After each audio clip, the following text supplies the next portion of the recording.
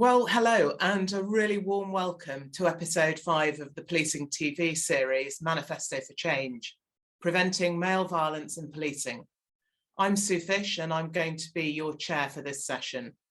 So just a little bit about me. I was a police officer for over 30 years, predominantly in Nottinghamshire and the West Midlands.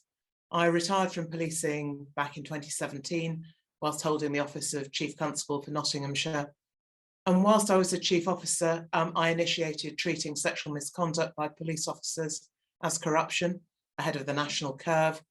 And I also introduced misogyny as a hate crime, the first force in the country to do so. And since my retirement, I've continued to campaign to prevent male violence within society, and more specifically within policing. Back to today, this is the 5th in the current series of episodes exploring the prevention of male violence within policing, and we'll be drawing on a range of expert evidence to engage in informed debate. Disappointingly, despite asking at every level in the organisation, policing isn't represented, serving officers aren't represented here today, and it's hard perhaps not to draw a negative inference through that lack of engagement. Nonetheless, I expect this to be a very stimulating, constructive discussion. Throughout 2021, the policing of violence against women and girls has come under significant scrutiny. There is acknowledgement that police forces are consistently failing to protect women and girls from sexual and violent crime, and indeed from violence at the hands of police officers and staff. Many have compared the rape, kidnap and murder of Sarah Everard as a watershed in policing, in a similar way to the murder of Stephen Lawrence. The gap between what the public need from policing and what they get, especially for women, people of colour and from marginalised communities, has grown significantly. Trust, confidence and legitimacy for many in policing is now broken. So it's within this context, the intention of each episode of this series is to explore how policing actually works, so we can better understand why and when it goes wrong, and whether there are solutions that can address failings, be they systemic or individual. Our aim is to include recommendations and create radical and deliverable options through open discussion and debate. In this panel, we're going to be discussing in the Manifesto for Change, Men, the solution. Our focus will be on interventions for men by men's solutions-based organisations, allies and bystander programmes, evidencing what works and where opportunities are and how applicable they are for policing. So I'm really delighted to be joined by a tremendous panel of experts for this episode. I'll now introduce each panel member. And so firstly, we have Chris Green. Chris has an enormous CV, so I'm just going to summarise it. So Chris was a senior lecturer at Manchester Metropolitan University and subsequently co-founded Male Allies Challenging Sexism. He was a member of the Council of Europe Task Force to Combat Violence Against Women, which created the Istanbul Convention, now signed and ratified by 26 European countries. He has been a member of a number of high-profile groups, contributed to published reports, including the World Health Organization's Violence Prevention Alliance, chaired the steering group of the Coalition on Men and Boys, the UN group leaders of Men to Combat Violence Against Women. And in spite of the pandemic, he's continued to work extensively internationally as well as in the UK, and is recognised as an expert contributor on the media. He has recently started working with an elite school to address how men and boys can challenge violence against women and girls. And he has received many accolades for his work, including being awarded an OBE in 2017. We also have with us today Sophie Gallagher. Sophie is a freelance journalist working at titles including the BBC, Financial Times, Grazia, Stylist magazine and I. She was previously deputy lifestyle editor at The Independent, and before that she worked at HuffPost UK, where she conducted an editorial campaign on cyberflashing, the unsolicited sending of sexual images. Her reporting was cited by the Law Commission in its recommendation to the government that a new law be introduced. And she's also written her first non-fiction book, How Men Can Help, which will be published on the 7th of July, and apparently pre-orders are now open, about the role of men in addressing violence against women. We also have with us today Anthea Sully. Anthea is the Chief Executive of White Ribbon UK, the national charity that works with men and boys to end violence against women by raising awareness and changing cultures. She is a campaigner, social entrepreneur, and former local politician. She began her career in community arts and is the founder of Gold Hay Arts for artists and performers with learning disabilities. Anthea has led high-profile human rights campaigns for a number of charities and faith organisations. And our final guest is Tom Andrews. Tom was a police officer with Nottinghamshire Police for 12 years before recently leaving at the rank of sergeant to deliver the new police education qualifications framework to student officers at Montfort University in Leicester. His passion is for developing critical thinking skills in the next generation of police officers and challenging existing norms using evidence and research to transform the service for the 21st century. He is also the author of a biography of Captain Athelstan Potkis, Chief Constable of Nottingham City Police between 1930 and 1959, who he argues revolutionised policing from the Victorian era to the modern mobile response model. He's also the editor of the Journal of the Police History Society and an upcoming book, We Stand on the Shoulders of Such Pioneers, Personal Stories of the History of Women in Policing. And he's a regular contributor to the opinion column of Police Professional. So as you'll see, we've got a stunning array of talent to discuss this, and a very warm welcome to you all. And thank you very much for taking the time to join us today.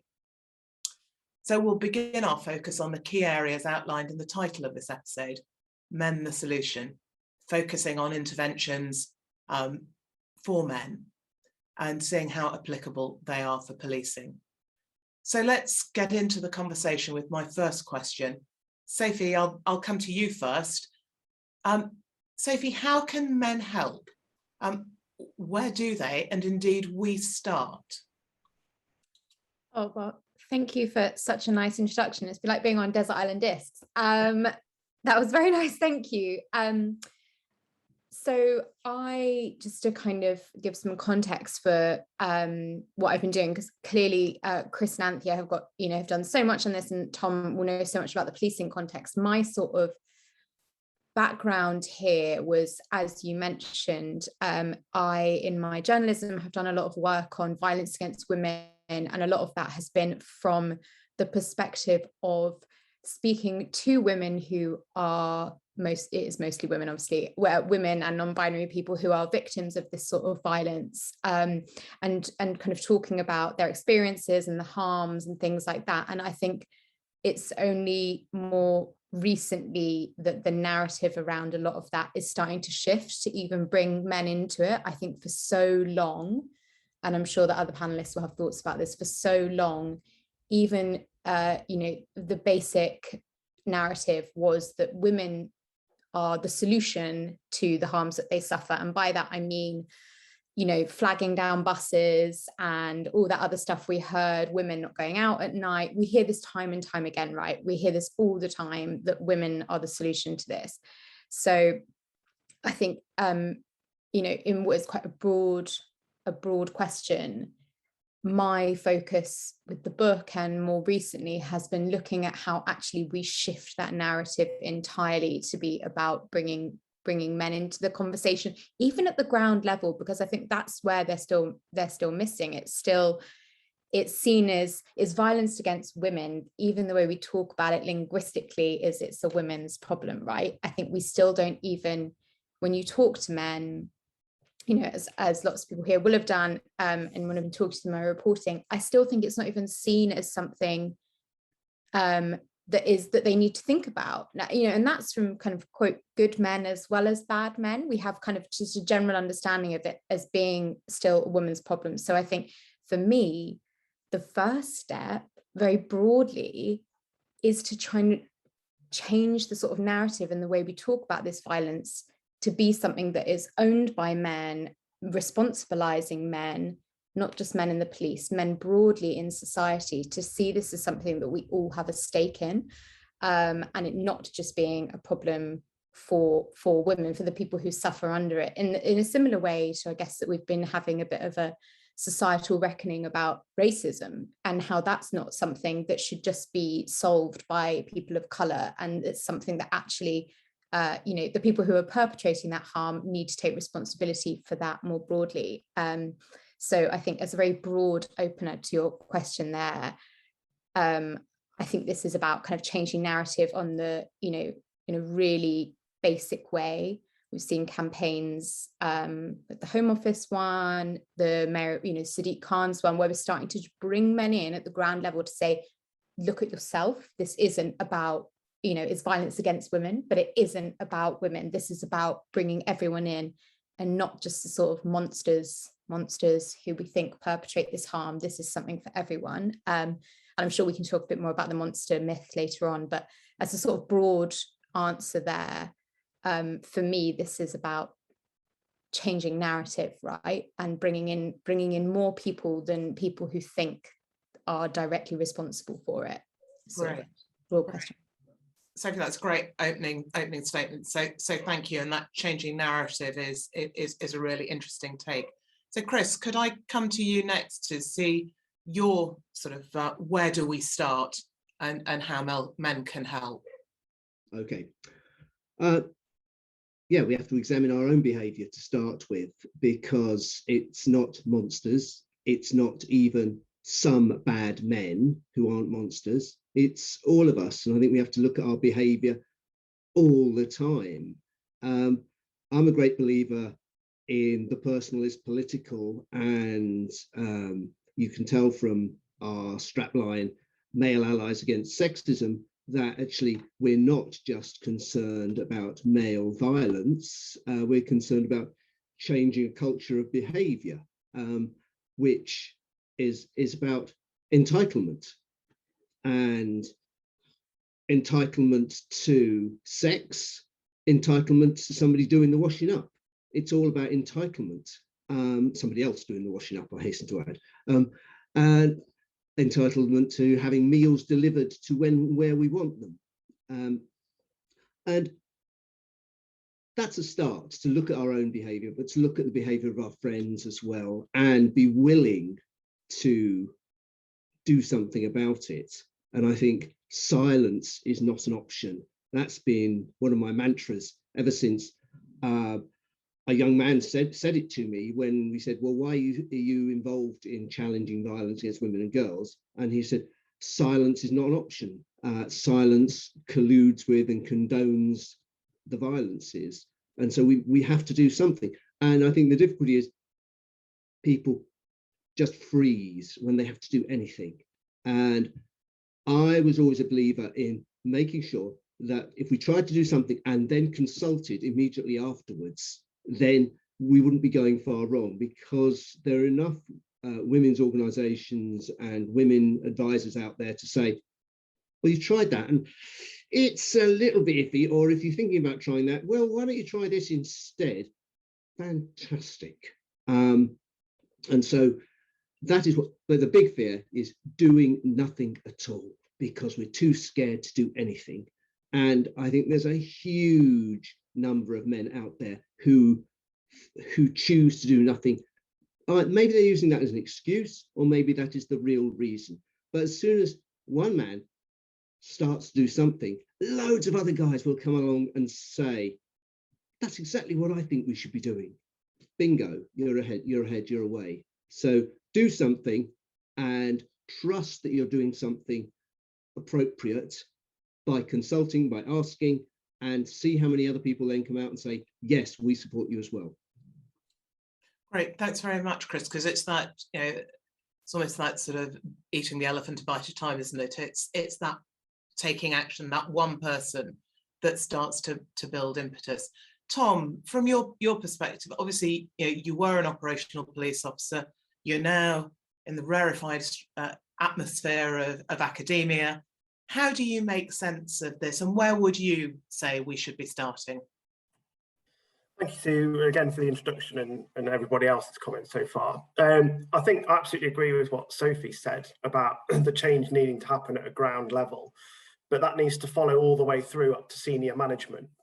And I think policing in particular is an organisation with the rank structure that it's got, where police officers at ground level look to the examples of those above them.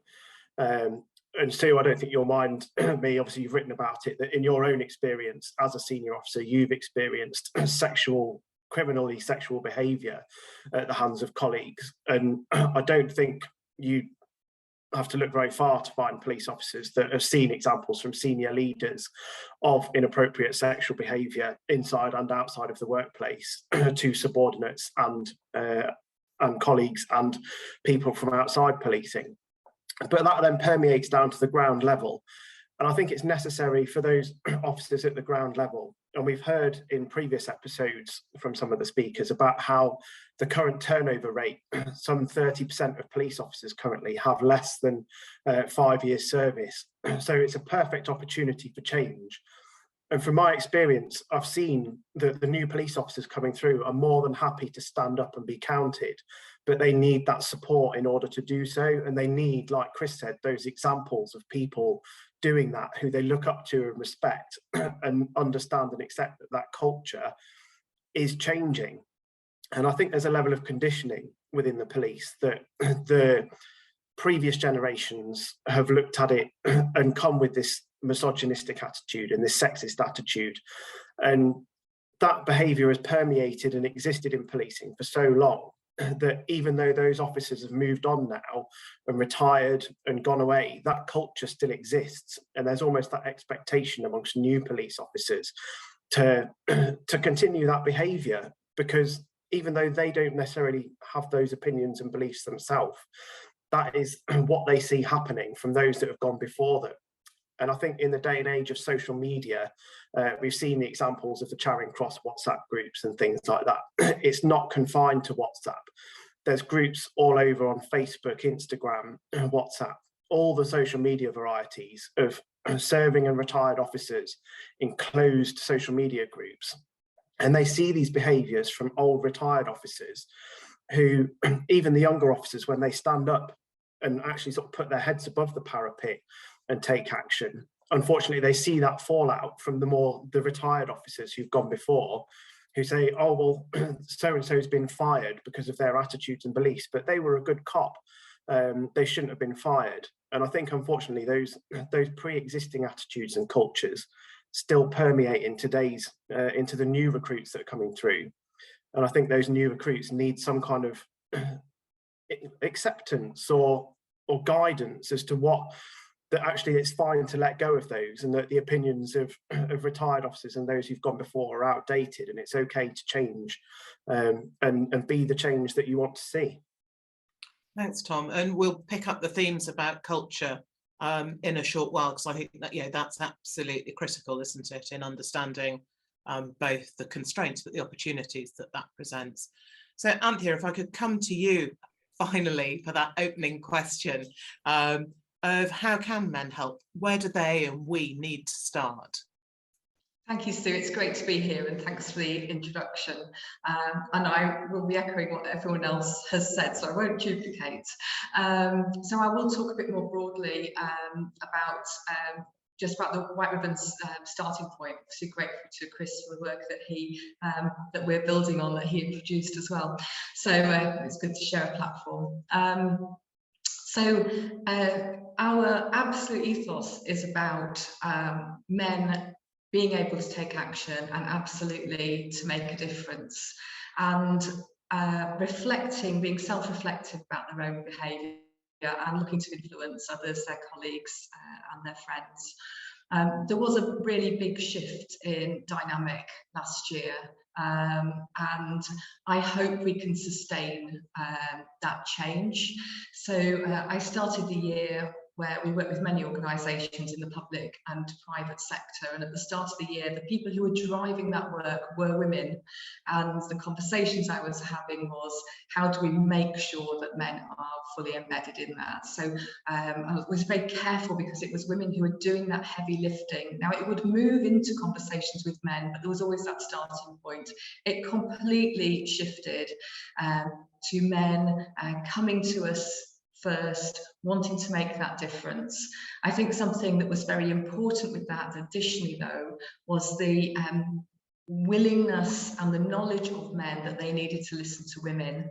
And I think that's always a caution that we have to have in this work, that we don't have men seeing themselves as being the hero coming in to save the day. And certainly in our work with police forces, that is something we have to caution against.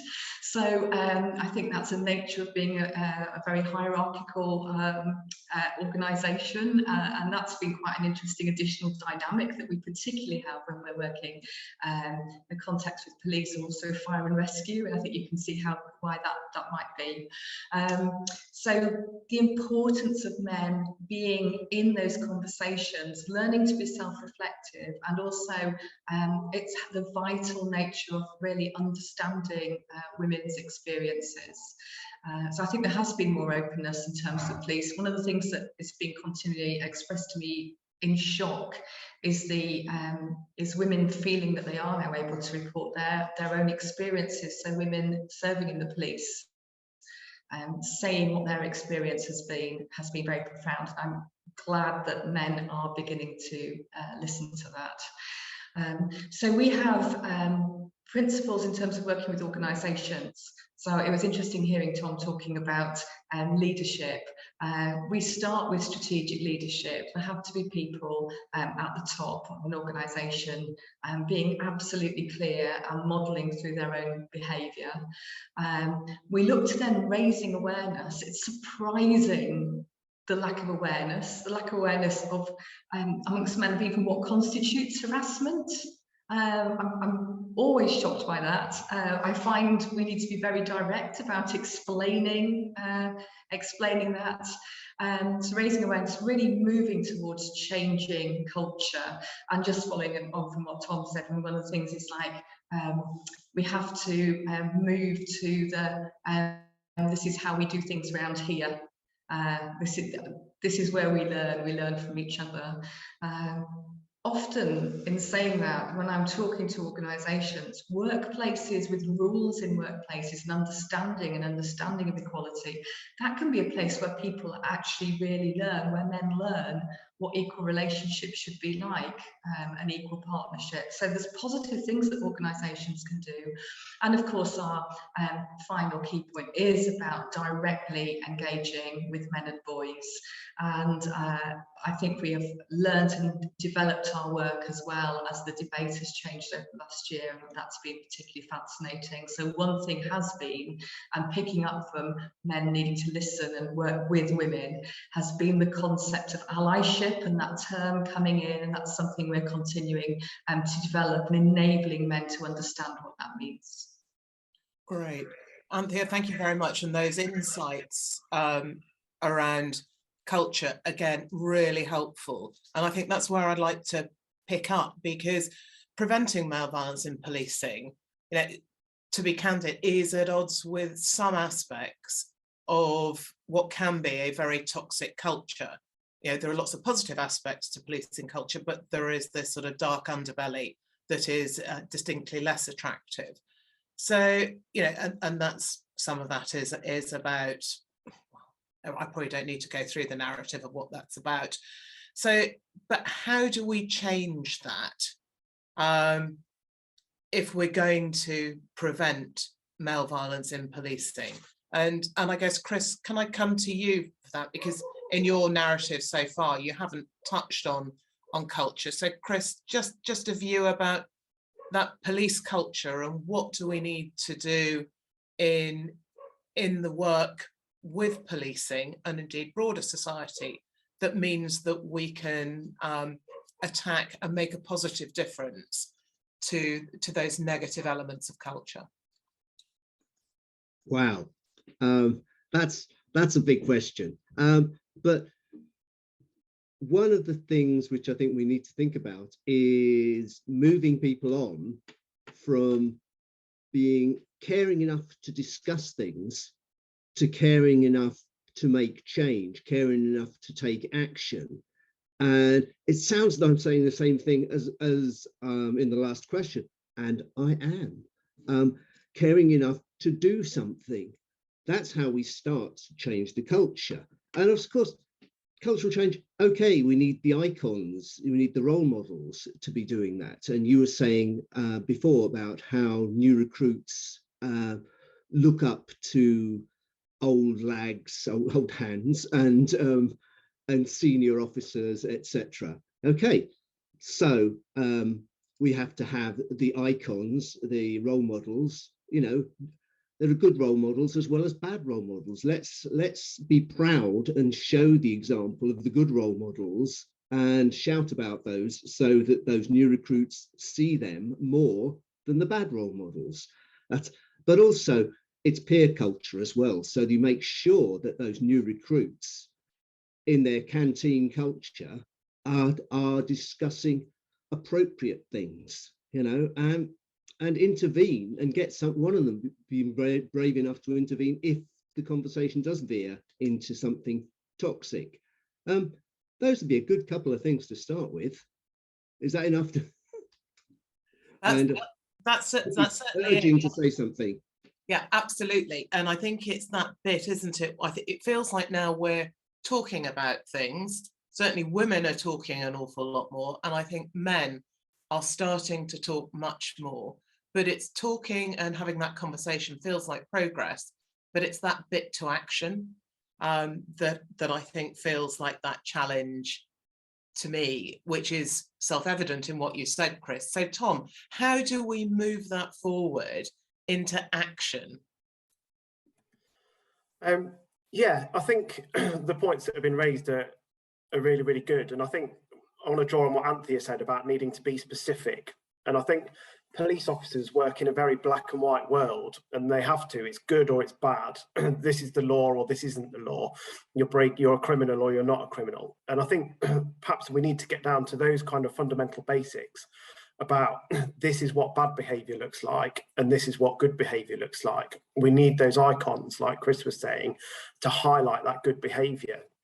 We need almost a definition, a clear definition for police officers, because that's what they work to, about this is what misogynistic behavior looks like. This is what inappropriate sexual misconduct looks like. It's not banter, it's not acceptable. And I think a sort of good comparative example would be the recent campaigns around knife crime, where we've seen campaign posters aimed at people that are traditionally going to be those that carry knives, sort of almost highlighting the consequences and highlighting those who've perhaps had inappropriate behaviours before or carrying knives, and highlighting why they gave up. And I think perhaps a campaign, something along the lines of this, aimed at police officers, saying, this is what's wrong, this is what bad behaviour looks like, this is an example of bad behaviour. Have you seen any of these signs and symptoms? Please report it and we will listen. And I think it needs to be that opening listening mechanism that everyone's talked about as well. Those senior leaders and the supervisors on the ground, as perhaps the key linchpin in policing, sergeants and inspectors, need to take those reports and deal with them robustly, and not be dismissive, as perhaps we have seen with cultures before.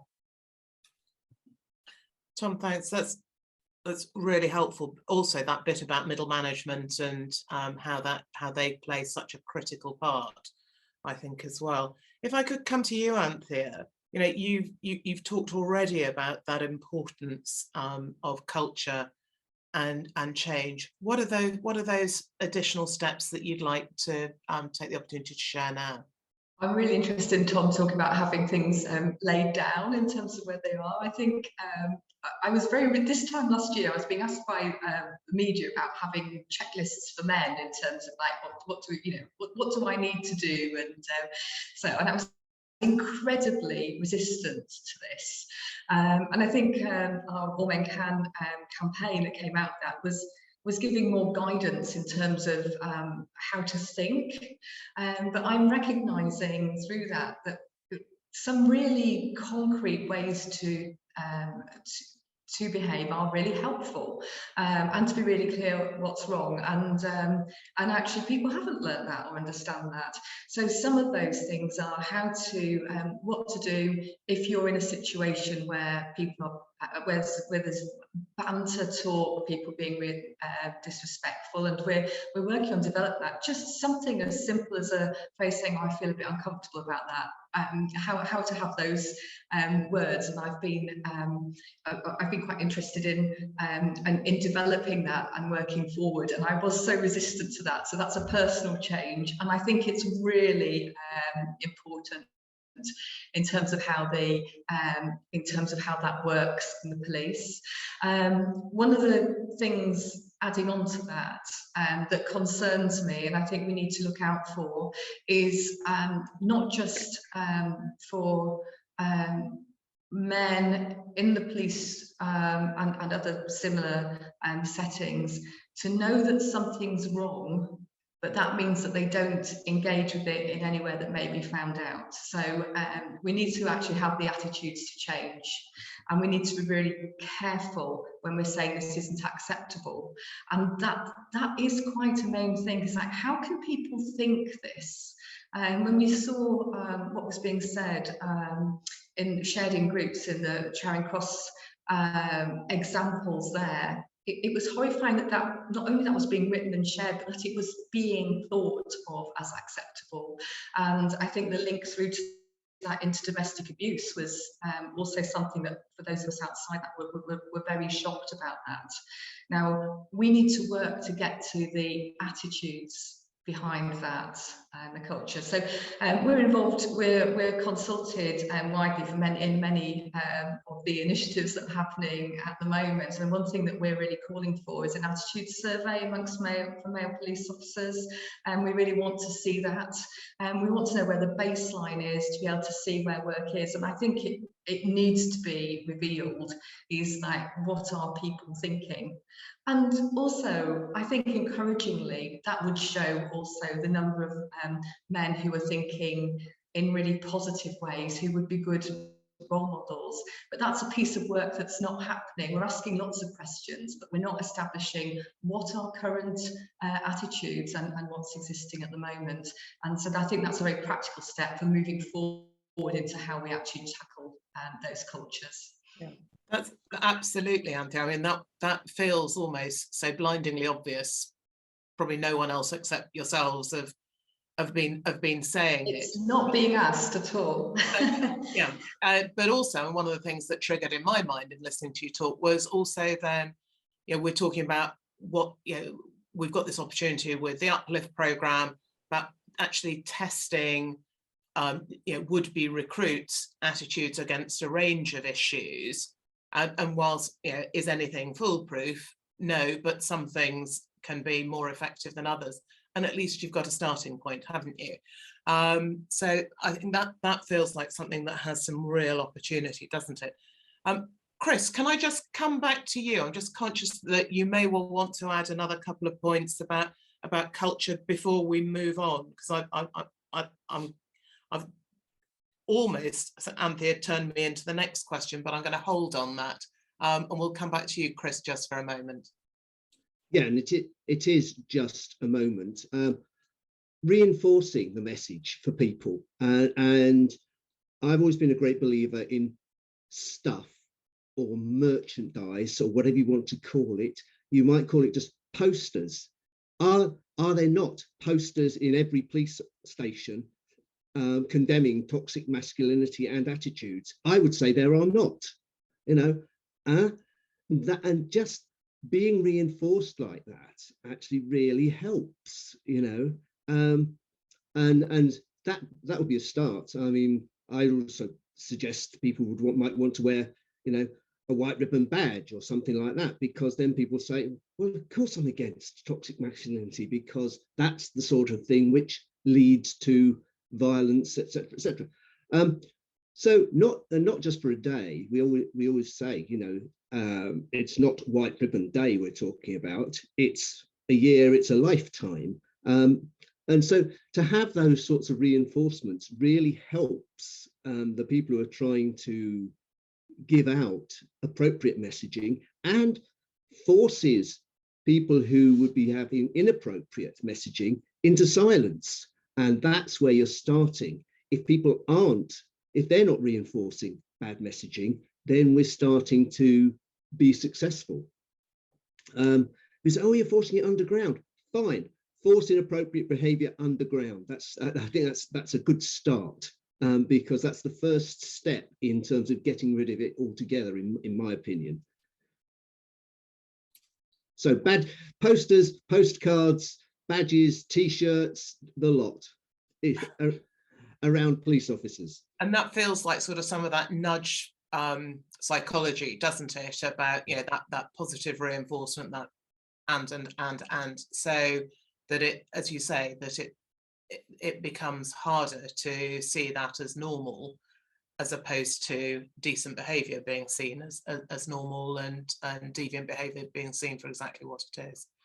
Indeed. Thank you, Chris. Sophie, can I come to you? Sorry, I feel like, you know, you've been sitting there very quietly for ages, partly because you've been muted, but partly because I haven't come to you. And I'm really interested in your take on this bit about policing culture, and how we can intervene to really make a big step change.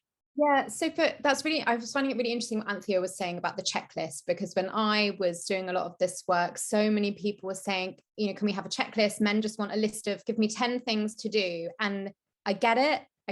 I understand, again, there's kind of like vague comparisons to anti-racism work. I get it. Everyone wants to feel like they're doing something good for like minimal effort. I understand it.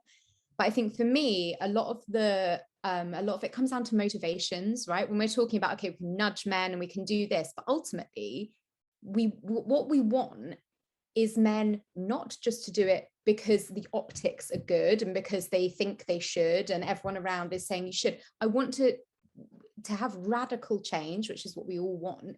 We need to actually motivate men to do it for their own reasons, to develop their own personal language, to think, I'm doing this not just because everyone else is saying I should, but because I genuinely understand why. So for me, that's partly about kind of education, awareness, all the stuff we're saying, but it's also about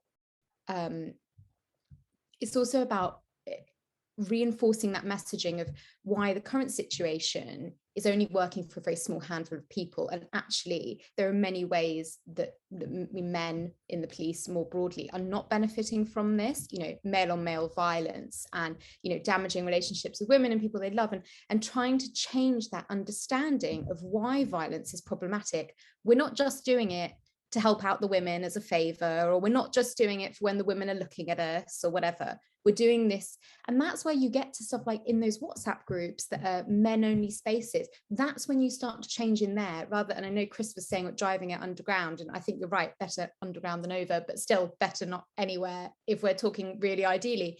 And that's about really tackling what motivates people to behave in this way. And I was reading about something really interesting, social norms theory. I'm sure you guys might have heard of it, but about it's where the voice of a loud minority becomes what everyone presumes is the view of everyone. So I'm sure within the police, you have these people who want to make change. But as you say, if they're seeing the louder voices, the more senior voices perpetrating this, there's a presumption that, well, everyone apart from me must think that, even though that's broadly not true, right? And so kind of that speaking out needs to become a quality of leaders, not losers. And so speaking out against that and perpetrating those norms more broadly, rather than just presuming that you know, those toxic views are held, well, they must be held by everyone around me. It's just not me who doesn't agree. And so I think for me, a lot of this about changing culture is about motivating people and getting a personal language that people can understand so that people want to do it rather than being, you know, kind of poked into a corner to do it. And I know, Sue, you and I spoke about whether that's something that could be weaved into seniority or whatever, you know, it's part of the processing through the ranks, perhaps, but also on a more personal individual level. If we're going to talk about this as a societal change, why do men perpetrate violence, and how can we change that? Which is a bit existential, but, you know, we're being radical, that's what we want. So that's kind of my thought on the culture change, is about motivation, and not just giving people a checklist and saying, do this, and then we'll put you in the good man box. That's, we've all spoken, there isn't good men, and you know, there's the spectrum of harms that we all feed into. Everyone feeds into that, and this checklist thing is not helping. So yeah, I'm going to stop talking now. Thanks very much. Tom, can I just come to you just to pick up on some points perhaps that Sophie's made, but also more broadly on this? Yeah, so I think Sophie's quite right. There is a broad spectrum from your sort of Wayne Cousins right through to your positive allies and those who entirely understand the issue around misogyny and male violence and things. And I think it's very important that we don't lose sight of the fact that there are those good officers there, and that they probably represent the majority. They just, as you were saying, Sophie, they're not the loud voices. It's one thing to stand up and saying, I'm doing what should be expected. Nobody does that. Everybody highlights the bad cases. And I think it's important that we don't lose sight and label the entire police force and every male within the police force as being misogynist, because I think then you're going to alienate to a degree those officers who are prepared to stand up. And there's plenty of research in psychology and things that says if you label somebody as something, it becomes a self-fulfilling prophecy, and they're then more inclined to behave like that. So I think, as Chris and Sophie have said, it's important to highlight those idols, those key figures and personalities who stand up and challenge inappropriate behaviour and highlight this is good, rather than sort of not taking away the voices of the bad people, but using them as an example and saying, well, this is what's wrong, but not alienating the majority. And I think there's this need, as Chris has said, for like just nudge posters and things, that constant reminder everywhere the officers are walking around the police station that actually you are the silent majority who are honest, decent men and women within the police who are prepared to stand up and challenge inappropriate behaviour. This inappropriate behaviour isn't the norm. If you stand up, we will listen to you, and sort of, yeah, just alienate that minority who are the ones that are primarily responsible. Thanks, Tom. It's really helpful. And we've talked a couple of times, both Sophie and Anthea have referenced this sort of checklist thing, you know, and I know that men have said to me, or indeed some women have said to me as well, tell me what I need to tell men to do. Tell me what I need to do. Or not all men are like that. Well, we know not all men are like that, and we talk about the spectrum, don't we, that we've just alluded to. But can we just sort of nail this? And I guess, Anthea, probably, if I can come to you, how do you respond to those type of comments? Because I think this is a real issue. I think probably not for all of us around the table, around the virtual table, but this is a real issue for people to try and get their head around. So what would you say to people that say, well, it's not all men? You know, give me that checklist. You know, you've talked a little bit about it with some real insight and reflection, but what needs to be, what would you say directly to those? We've talked about the need to be direct, so let's be really direct now.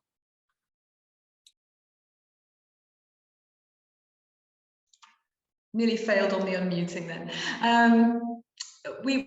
We were helped with the All Men Can campaign, which was very straightforward, but I was fascinated by the work that came out about that. It was a mixed group of men and women who really listened to us from a company who just wanted to get the message out there. And it was the phrase All Men Can actually had emerged before the Not All Men was trending, which was interesting. We sort of got there ahead of it. I think it was a really good counter to that. So some things inherent within that. One was about being positive. So what you can do. All men can listen to women. All men can know it might not be our fault, but it's our responsibility, was one of the phrases. I think that was helpful. All men can talk to their sons, their friends, their fathers, that kind of approach. and I think that was very helpful. And certainly as the year then went on, it was being picked up, and it did seem to be an enabling thing. I do bring women into these conversations because I think as a society as a whole, we all need to be looking out for sexism, gender stereotyping, where that is. Now, men need to notice that and to think about that, but I think that really positive approach is helpful. When I talk to our White Ribbon ambassadors, they are saying, please keep saying about the positive things that men can be and what good looks like, and about how you can enjoy yourself and be friends and be allies. So we have really pushed that instead of a list of don'ts, a list of do's. And our work is going to continue in terms of developing allyship and that ask. So we can know it's all men can know it's our job to notice if a woman is looking uncomfortable and ask her. You know, it's our job to notice, and I think those kinds of weigh-in phrases are really helpful. So role modelling is vital, but it's also giving attainable ways of behaving that you can embody yourself. Sometimes holding up somebody as a role model, they can seem so far away, it can be difficult to actually take that on yourself. I think that's why what we're really working with and engaging with. And just as I finished, one of the most recent pieces of research is finding out, was looking at where men learn about how to behave and how to be equal and how to promote that. And a very large an important thing is about learning from women. I think we need to hold on to that as well. So men need to learn from each other, from other men, that's really important, but we must also remember that men do learn a large part of that from women, and holding all those things together is a really vital step in acknowledging that. Thanks very much indeed, Anthea. I was really struck by that sort of not fault, you know, it's not men's fault, but it's their responsibility in a really positive framing. And Sophie, I know that you've alluded to this sort of checklist, this sort of not all men issue earlier. Again, are there some very direct comments that additional comments you'd like to make in this space? Yeah, I mean, so firstly, I would say no one is saying that. I've never met a feminist who said, well, maybe there's one extreme, but most feminists are not saying all men are rapists and murderers. People aren't saying it's a bit of a straw man argument. It's no one is saying that, right? But if we step back, we do need to look at the statistics. Gendered violence is an epidemic. It's an epidemic. The number of women that are killed and raped and face sexual violence in our society, and the large majority of 98.3% of rapes of men and women are by men.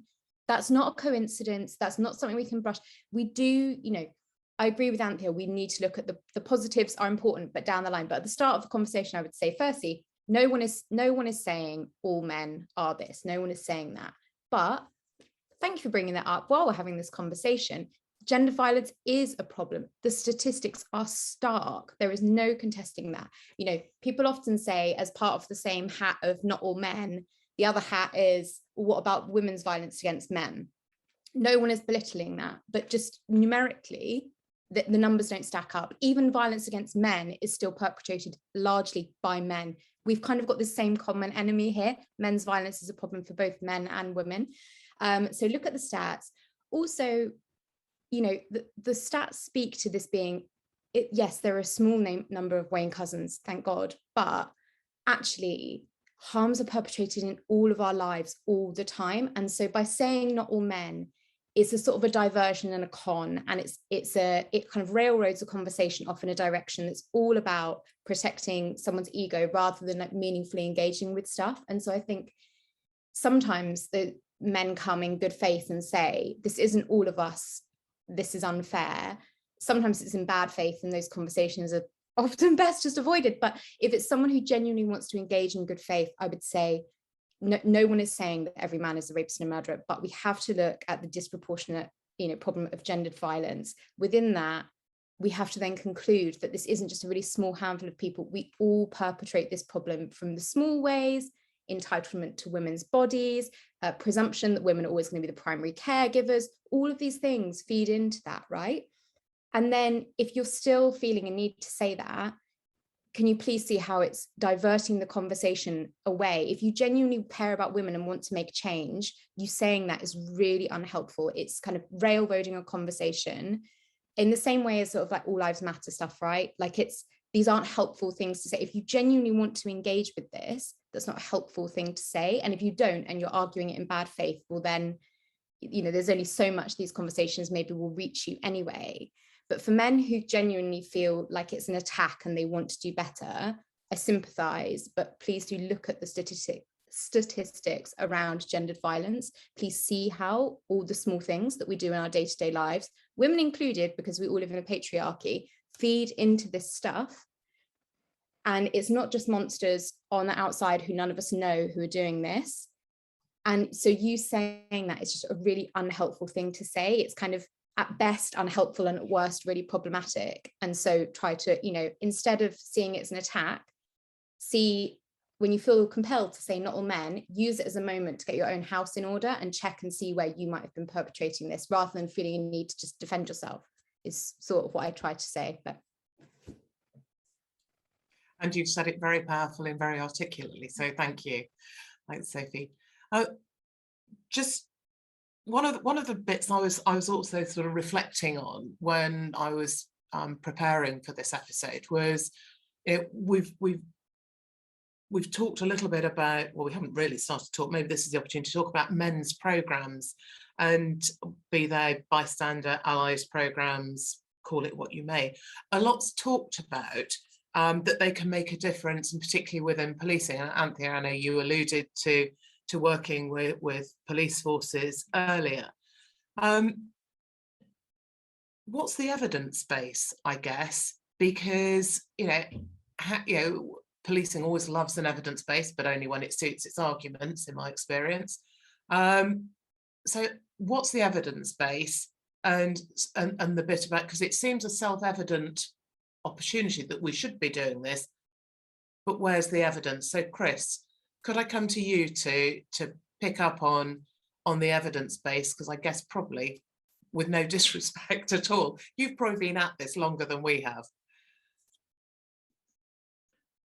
I don't know of a decent evidence base. All I know is that people do stuff because, but the evidence I work from is usually women's organisations saying, yeah, I think you're probably doing the right thing. And that'll do for me, because academic evidence-based work is not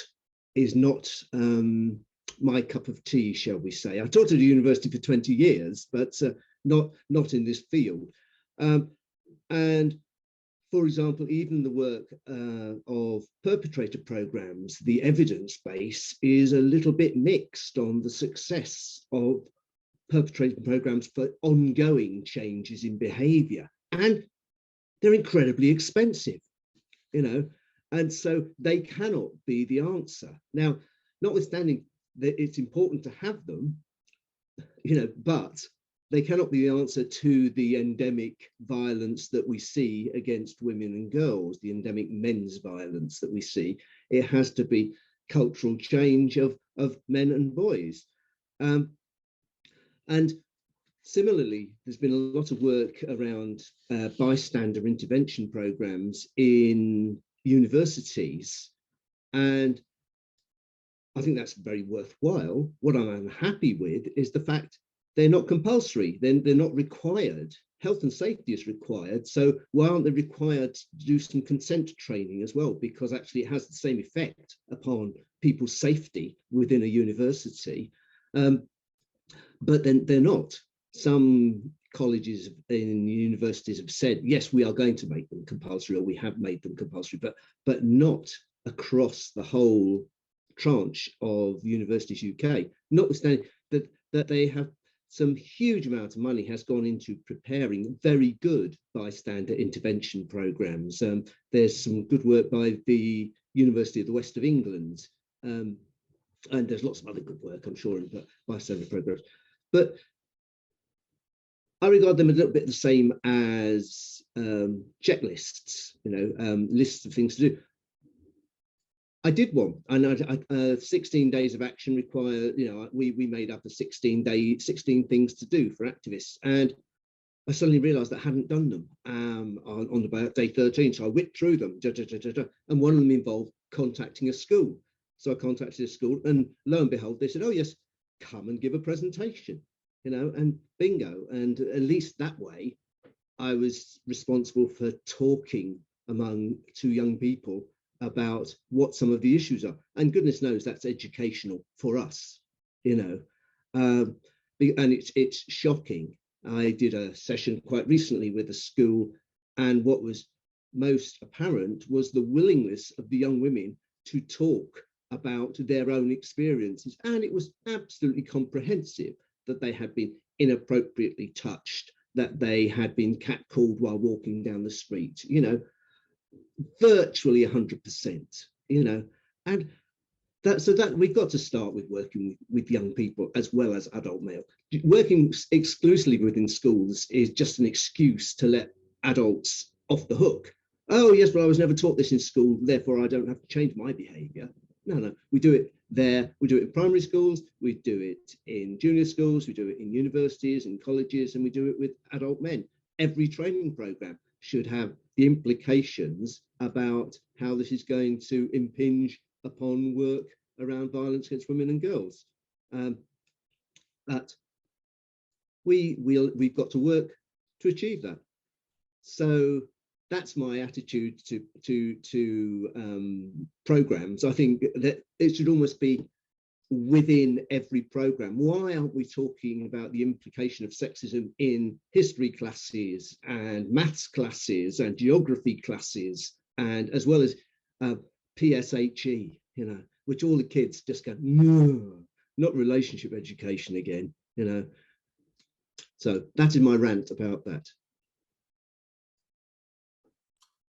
Yeah, fascinating in terms of sexism in maths, because that sort of, whether it's decolonising or sort of taking a more EDI approach to curriculum, is seen as what are the set texts, isn't it? As opposed to how do you address some of those much more subliminal messages, and understanding that is also one of those proverbial journeys that we're on now. So if we're developing, a programme that the College of Policing is going to now commission us with. I'll have a word with Andy Marsh, Chief Exec, at the end of this. And what are we going to be putting in a programme for policing? So Anthea, can I come to you? With leading White Ribbon, then what would your evidence base and experience be telling us we need to put into that programme? Well, first of all, just in terms of general evidence for this kind of work, we're continually asking to have some funding behind this, because we want to know where impact is being made.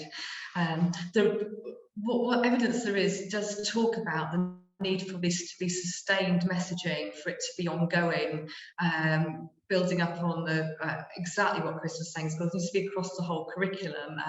To have one session and to tick off and say that we've done this isn't going to help. In many ways, it can be counterproductive. That is exactly the same in terms of working in policing, the College of Policing. We do want to get involved there, because we do want to establish the principles of White Ribbon, which are, let's talk about this, And we haven't talked about the white ribbon promise yet. I think it's very straightforward. It's don't use violence, don't excuse it, and don't remain silent about it. I want that to be anchored in every single new person's mind as being, this is what we stand for, this is a starting point. And we'd like to follow through on that, but it has to be re-established continually. And when we were just talking about the culture and moving things through, that does also have to be reinforcement of and make sure that it's present as everybody else. But that's a real start. We're encouraging all organisations we work with to establish that in induction for every single member of staff for all organisations. So, so that ongoing, sustained messaging and being clear, this is what we stand for. You'll be aware there's been several, some of them very similar kind of public awareness campaigns that have been happening recently, and promoting those ideas and those messages. I think it's really easy to be quite cynical about those and where the evidence may be, but there are it has been shown with other public awareness campaigns that things have made a difference. So thinking particularly about seatbelts in cars, we had a big campaign about that, has a very big difference. That was backed up with legislation. And that was shown about it being the right thing to do. Same back, it's still in cars, but drink driving, the acceptability of drink driving is vastly different now. There's evidence to back that up, and part of that has, I think it's appropriate to say, has been a policing approach, and the other part of that has actually been in terms of public awareness. So this kind of thing can make a difference, I believe that, and I really want us to do some important work on that.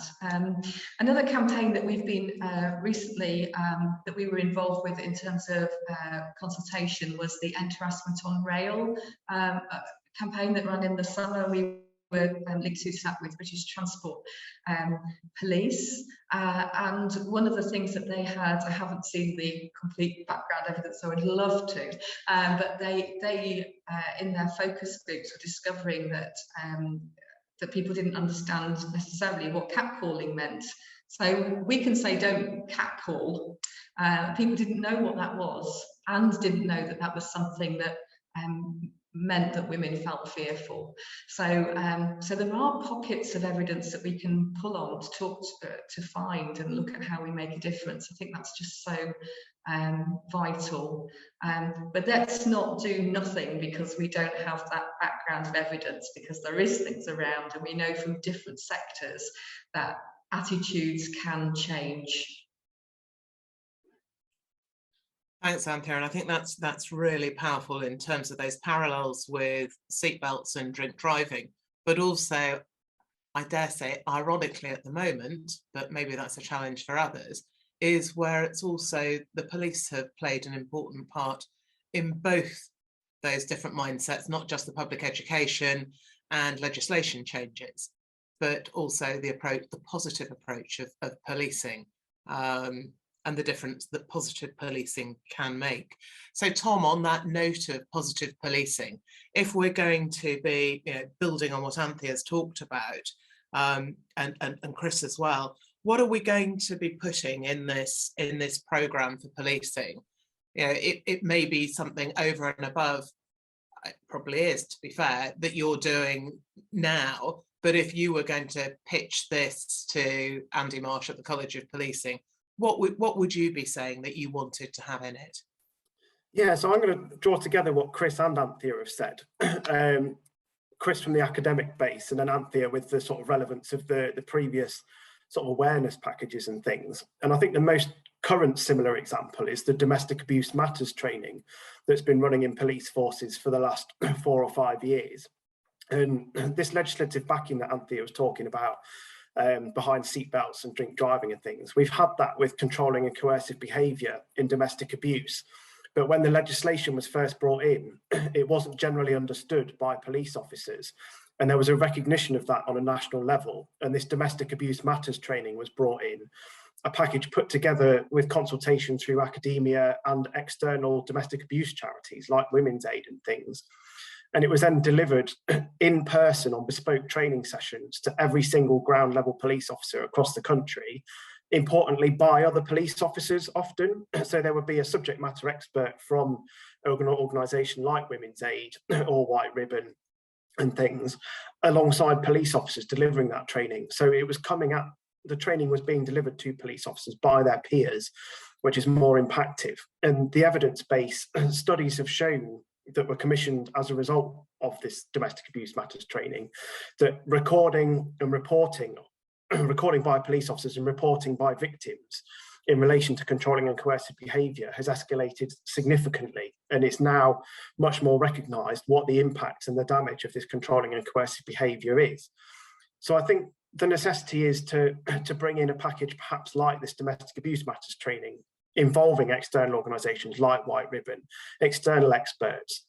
And we're going through a time in policing now where we've got an unprecedented number of opportunities to examine these approaches academically, test them through research. Every single police officer who's starting now has to either have a degree or work towards one in their policing.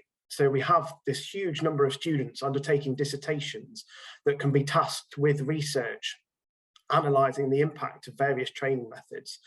We've got unprecedented numbers of senior officers and ground level officers going through master's programmes at various institutions across the country who are looking for master's thesis documentation and research that they can be doing. All of these can be analysing different training approaches across the 43 force model that we've got in the UK and assessing the effectiveness and the change of different training approaches and different tactics to reducing this male violence. And I think we need to look at it as a male violence issue and not violence against women and girls. As we said at the start, we need to reframe this issue to let's look at the concept of male violence and whether this training is having an impact on reducing that. And I think that's a really great opportunity that we have in 2021 with the new police education qualification framework requirements. Thanks, Tom. That's really helpful. Again, drawing out those points about domestic abuse matters and also the learning opportunity that there is. Because one thing that police officers will frequently say, and I know maybe I said it once upon a time, was, there is so much to do, there is so much training, there are so many demands, but actually the opportunity through the degree entry route, as well as further courses of study for police colleagues, is an extraordinary opportunity, isn't it? And that lends itself in a way that we haven't seen, I think, ever in the service. So Sophie, can I just come to you? Are the things that Anthea, Tom and Chris have said that you either want to pick up on that, or some additional points that you would want to see brought out in a policing programme? I think the only thing that I know we started talking about kind of evidence basis for this, and I would agree that there isn't a huge amount, but there is, I've seen some, this is in the US, so slightly different, but looking at bystander training, the use of it in schools and in military different arms of the military. There's one educator, an American guy called Jackson Katz, he has done something called like his MVP program, and I know there's some research around that and the effectiveness of that, and it generally shows that after kind of bystander intervention training, people are far more likely to intervene in situations where they see men's violence. They were quite small studies, but I know that they kind of do exist and do test, are testament to its effectiveness. So I think that was the only thing that I wanted to add really on what everyone else said. There isn't loads of evidence, but the small amounts that do exist suggest that it's worth doing, essentially. Lovely, thank you very much. That's helpful to get an additional reference as well. So I guess, Tom, for me, how can we take the majority of officers on this journey? We've talked about this spectrum, we've talked about nudging and all sorts of things. We've got this fantastic programme that we've just quickly designed here. How are we going to incentivise that? Because whilst there is this unprecedented opportunity for police officers to do additional research and things like that, that won't cover everyone. And also for those that are doing research, they may think that burglary detection rates or gun crime or armed robbery is far more interesting or relevant to them than this area of what for me is core police business. So how do we take the majority of decent, but maybe going back to Anthea's point about, they may not be violent, but they may be excusing it, but they're probably keeping silent. So how do we take them? It's a really difficult question. I think yes, the gun crime and the organised crime and everything and has all the glamour to it, but we can't say that violence against women and girls or male violence isn't the predominant issue of our time, I think, really. We've got to compare it to racism in the 60s and 70s and the fundamental changes that were needed for that, albeit we still haven't reached where we need to be with that. It's an ongoing journey. And I think, as we've said before, this new churn of officers coming through and the new numbers of officers coming through with very little service, all in this post-Me Too generation, who have a bit more understanding around the concept of male violence and male privilege, etc. We need to draw that out of them, and we need to make them realise that they are the future, and they comprise the majority of frontline officers now. And we need to pull it out of them that actually you need to stand up for what is right, and we need to work with various agencies. We need to work within policing, and I think the change needs to be influenced from outside policing, but it needs to be driven and led almost from inside policing, because policing is a very introverted culture. And these ideas perhaps need to come from within, because there is this traditional hostility to outside influence. Oh, you don't know what you're talking about, you've never been a police officer.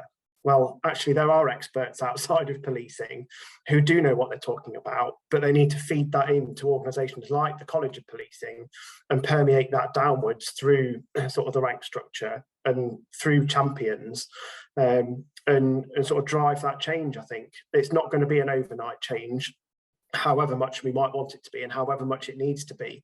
But as Sophie's alluded to, we need that starting point. We need to start somewhere, and that start needs to happen now, so that in 20, 30 years' time, when the current crop of new police officers reach that senior officer level, even the idea of male violence and things becomes abhorrent and toxic.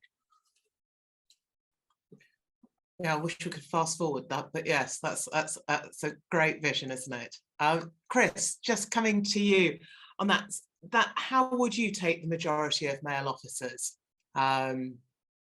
with you, rather than, you touched on some posters and one or two other ideas, but that bit about how do we move, what's probably, a good 100,000 people, how do we move them and take them on this journey? I mean, just a couple of things. I mean, it's their responsibility. That's what you have to say. And there's a particular quote here which I love, and it's: each time any incident of men's violence against women is enacted, men could have made it less likely that it would have happened. In other words, we are responsible for the culture which allows other men to feel entitled to behave like that. And so it is our responsibility to take action. It is not anything about them out there. And of course, individual police officers, it's absolutely their responsibility to do it, but it's their responsibility as men, as well as police officers, as good citizens. And another slide I use in presentations, just from a little child, just at age 10, in a women's refuge, who says, "This isn't right and it isn't fair," And with those two quotes, I mean, it's not rocket science to say to these guys they should be caring about it. We should be caring about it. That's, if you like, my bottom line. Now, when we get to the training that everybody's going to be doing on this wonderful new College of Policing course, a piece of homework. Now, of course, this could be, you have to surround this with safety guidelines and stuff like that. But the homework would merely be to ask a woman known to you about her concerns about safety and her experiences of violence, and or violence or abuse, and you would get them. You know, you get, oh yes, I remember when I was at school and this happened to me, blah blah blah. And I would almost guarantee that the men there would be, their jaws would be dropping open and say, wow.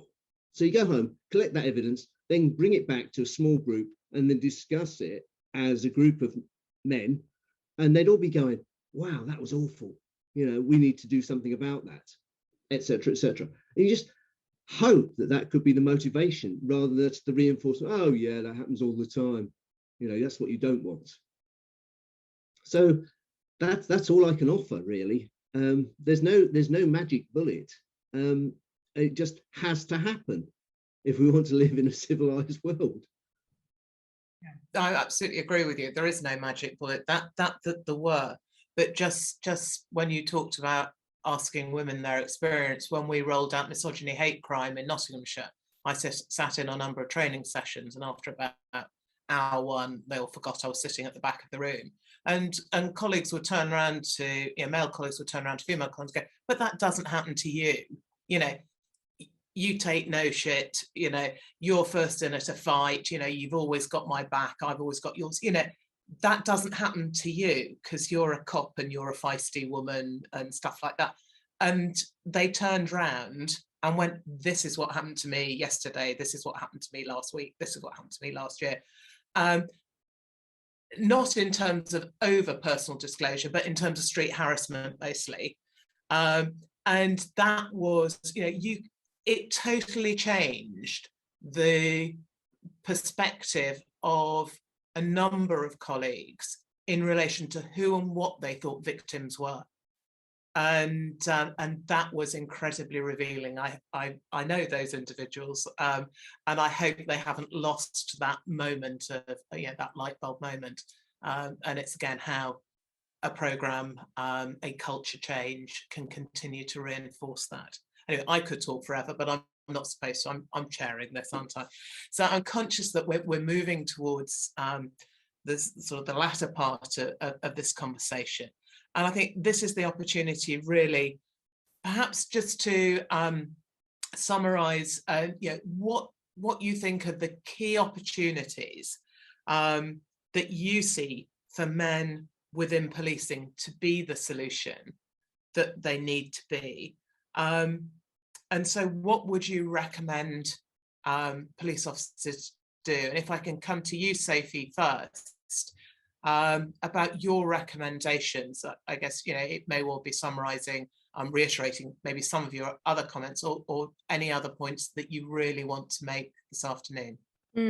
So I think when I was just listening to everyone talking there, again, for me, it comes back to motivation, doesn't it? It comes back to you. I think as a woman or people working in this field, it can be absolutely mind-bogglingly frustrating how pervasive this problem is, and yet the people we live alongside, the people we share our beds with, the people we share families with, they still don't see it. They don't hit. And I think that, as someone who lives with it, even that is still a hurdle we've got to get over. That is still, and part of that is obviously about men's worldview. It can be blinding. There are blind spots there. They don't see things. They don't interpret things in the same way that that women do for so many historic and cultural reasons. But I think, to go back to what I said earlier on, for me, so much of this, we can talk about, bystander intervention, checklists, programs, whatever. For me, the real change comes when individuals, and then individuals within a system, feel within themselves that this change is the right thing to do and feel incentivized to make that change. Not just today, not just when they're in the session, not just in front of their senior officers, when they can go home at night and feel like this is actually something I really do need to do. It's a social justice issue. And also, you know, we don't always want to only, whilst proximity to women who have suffered harm can be a catalyst, we don't only want to incentivize men because I'm worried about my girlfriend mothers in that kind of like, you know, white knight coming in. I'm going to save my wife, but actually more broadly, I don't really see why this is a problem. You know, I think for me, a lot of this just comes back to being able to crystallize that motivation, that personal language, that within someone they think this is something that I want to change, you know, in the white ribbon sense of this isn't for just for today, this is a lifetime of change, because it will take a lot of work. This isn't, unfortunately, as everyone has said, something we're going to fix overnight. The whole barrel is rotten. It's not just a few bad apples or whatever. And so for me, so much of this is about that motivation. Is this because men you know, want to reduce men's violence more broadly because of the impact on themselves? Is this because it's a social justice issue and they feel strongly about that? Is it a proximity thing? I've heard stories about my wife, my friends, and that has, you know, has been a catalyst for change. Whatever it is, in whatever level of policing they are, I think that just hoping that kind of checklist, you'll get a promotion if you do this course sort of thing, it's kind of good in the short term, I guess, sort of, but it doesn't really, the change isn't coming from where we need it to come, which is within individuals who drive systems and topple systems, right? That's how we change this. And I think what Tom's been saying about we have such an opportunity with this new cohort should be a reason for optimism. It should be a reason for optimism. And so for me, I think I want this to be something that becomes a leadership quality. Men who condone violence against women or men's violence, that's not a leadership quality, and that should be part of being a good police officer, being a good leader within a forces. That you know, that's not something you want to be associated with. And I think for me, that motivation is the key thing, really, because you can, you know, design programs and those things are useful, but I think until men see why they should be doing it, we're always going to struggle, right, to make it stick. So that's sort of my thoughts. Thanks very much, Sophie. You finished as you started, hugely powerful and hugely articulate. So thank you very much indeed. Anthea, could I come to you for your sort of recommendations and way forward? Yeah, I echo so much of what Sophie said, and really value the powerful way Sophie's expressed how it feels as a woman in this, which is really important. I think the thing that we have had to really challenge, continue in our work with getting white women embedded within police forces has been fantastic initiatives which have all been outward focusing and have looked out there, and to bring the focus inside into people's own ways of being and thinking things through, men's officers and their attitudes has been much more challenging. I do think there's been a shift in that and beginning to be an understanding of that. But in the where we're acting as consultees in various reports, we're still having to work through that to make that to get that change to be really understood. So within the culture change in an organisation, it can't just be a series of initiatives. It has to be this ongoing, sustained, this is the way we do things around here, this is the way that we are, and that's a very powerful change for the rest of society. Now, actually, society has also opened up this conversation. I hope the lid doesn't go back on that. We need to make sure that we're pushing on that and making sure that, and I would hope every male police officer is one of the leading people when they're out with their friends in really challenging and change that. That's the kind of thing that we're wanting to move to. So I've talked about the problem of outside initiatives, which are good, and that's good. And I've talked about the really important views with inside. But Sue, I do want to say about what we as an organisation see as being so vital about